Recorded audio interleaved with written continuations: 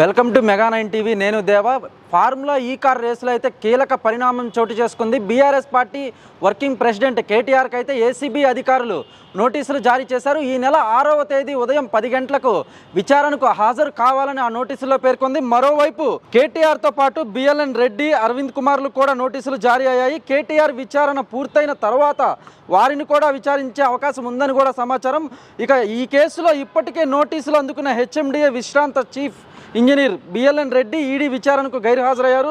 ఇక గడువు పూర్తి కావడంతో వారు ఈమెయిల్ ద్వారా కూడా తమ అభ్యర్థులను అయితే పంపారు. మరోవైపు ఈ నేపథ్యంలో వీరి విచారణను తాత్కాలికంగా వాయిదా వేసి కొత్త తేదీలతో ఈడీ అధికారులు మళ్ళీ నోటీసులు అయితే జారీ చేశారు. ఇక ఫార్ములా ఈ కార్ రేసు నిర్వహణకు మంత్రిమండలి ఆమోదం లేకుండా ఆర్బీఐ అనుమతి తీసుకోకుండానే నిధులు మళ్లించారనే ఆరోపణలతో మాజీ మంత్రి కేటీఆర్, హెచ్ఎండిఏ పూర్వ కమిషనర్ అరవింద్ కుమార్, హెచ్ఎండిఏ విశ్రాంత చీఫ్ ఇంజనీర్ బిఎల్ఎన్ రెడ్డిపై అయితే అవినీతి నిరోధక శాఖ అయితే కేసు నమోదు చేసింది.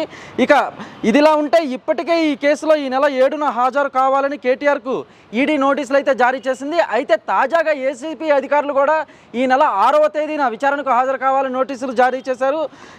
దీంతో సర్వత్రా ఆసక్తి అయితే నెలకొందని చెప్పాలి. మొత్తం మీద కనుక మనం చూసుకున్నట్లయితే ఈ కేటీఆర్ ఈ ఫార్ములా కేసులో A1గా, A2గా మాత్రం అరవింద్ కుమార్, A3గా బిఎల్ఎన్ రెడ్డిని అయితే ఏసీబీ అధికారులు కేసులు నమోదు చేశారు.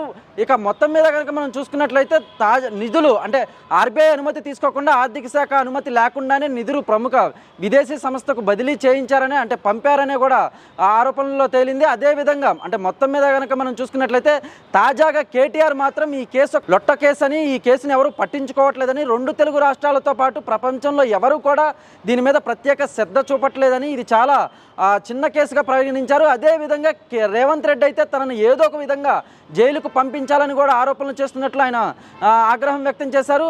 ఇది 6వ అభియోగమని, ఇదివరకు 5 అభియోగాల్లో కూడా తన మీద కేసులు నమోదు చేశారని కూడా కేటీఆర్ అయితే చెప్పారు. ఇంత జరుగుతున్నా కూడా ప్రస్తుతం అయితే BRS working president KTR Telangana భవన్లో సమావేశం నిర్వహించి కాంగ్రెస్ ప్రభుత్వంపై అయితే ఆగ్రహం వ్యక్తం చేశారు. ఇక రైతు బంధు పథకంకు సంబంధించి అనేక కీలక విషయాలను అయితే వెల్లడించారు.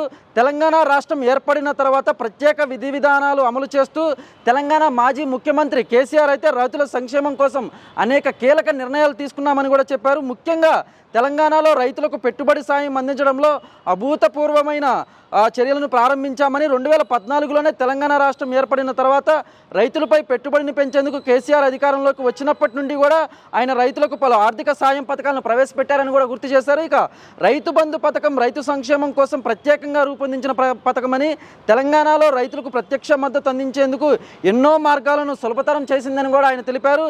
ఈ పథకం కింద రైతులకు నేరుగా ఆర్థిక సహాయం అందించడం ప్రారంభించామని కూడా కేటీఆర్ మరోసారి గుర్తు చేశారు. ఇక 11 సార్లు రైతు బంధు అందించబడినప్పటికీ ఎన్నికల ముందు కూడా కాంగ్రెస్ పార్టీ రైతులకు డిక్లరేషన్ ఇచ్చినప్పటికీ వారు ఇప్పటి వరకు రైతుల పట్ల ఎంతగానో నిర్లక్ష్యం ప్రవర్తిస్తున్నారని కూడా కేటీఆర్ అయితే ఆందోళన వ్యక్తం చేశారు. ఈ ప్రభుత్వం హామీ ఇచ్చినా కూడా రూపాయి కూడా రైతులకు ఇవ్వలేదని అయితే ఆయన తీవ్రంగా ఖండించారు. ఇక మొత్తం మీద కనుక మనం చూసుకున్నట్లయితే తెలంగాణ రాష్ట్రంలో కాంగ్రెస్ ప్రభుత్వం అధికారంలోకి వచ్చినప్పటి నుంచి కూడా రైతు బంధు ఎగ్గొట్టడమే ప్రధాన ధ్యేయంగా పెట్టుకుందని అయితే ఆయన ఆరోపణలు చేశారు. అదేవిధంగా రైతు బంధును ఎండగట్టడమే అటువైపు రేవంత్ రెడ్డి ప్రభుత్వం ప్రధాన ధ్యేయమని కూడా ఆయన వ్యాఖ్యానించారు. ఇక మొత్తం మీద కనుక మనం చూసుకున్నట్లయితే రైతుకు ఒక్కొక్క పంటకి ఏడాదికి 17,500 మోసం చేస్తుందని, ఈ లెక్కన 1 ఎకరాకు 17,500 చొప్పున కాంగ్రెస్ ప్రభుత్వం అయితే మోసం చేస్తుందని అయితే ఆయన తీవ్రంగా వ్యాఖ్యలు చేశారు. అదేవిధంగా అంటే కాంగ్రెస్ ప్రభుత్వం అయితే రైతు బంధు బొంద పెట్టడమే ప్రధాన ధ్యేయంగా పెట్టుకుందని, ఇప్పటికైనా సరే రైతులు ఇళ్ల నుంచి బయటకు వచ్చి తమకు జరుగుతున్న అన్యాయాన్ని వేలెత్తి చూపాలని కూడా కేటీఆర్ అయితే పిలుపునిచ్చారు. ఈ నేపథ్యంలో బీఆర్ఎస్ పార్టీ నాయకులకైతేనేమి, మరోవైపు నియోజకవర్గాల వారీగా ప్రజాప్రతినిధులకైతేనేమి ఆయన పలు సూచనలు కూడా చేశారు. రేపటి నుంచి ప్రతి బీఆర్ఎస్ పార్టీకి చెందిన నేత అయితేనేమి, కార్యకర్త అయితేనేమి, ప్రజాప్రతినిధి అయితేనేమి, ఎమ్మెల్యే అయితేనేమి, అలాగే మాజీ మంత్రులు అయితేనేమి రైతుల వద్దకు నేరుగా వెళ్ళి రైతులకు జరుగుతున్న అన్యాయాన్ని వివరించి కాంగ్రెస్ ప్రభుత్వంపై ధర్నాలు, రాస్తారోకోలు, అలాగే కాంగ్రెస్ ప్రభుత్వాన్ని వేలు పెట్టి చూపించాలని కూడా ఆయన పిలుపునిచ్చారు. మొత్తం మీద కనుక ఈ నేపథ్యంలో ఈ ఫార్ములా కేసు రేసులో అయితే మాత్రం ఏసీబీ అధికారులు అయితే ఈ నెల 6వ తేదీన కేటీఆర్ని అయితే విచారణకు హాజరు కావాలని పేర్కొంది.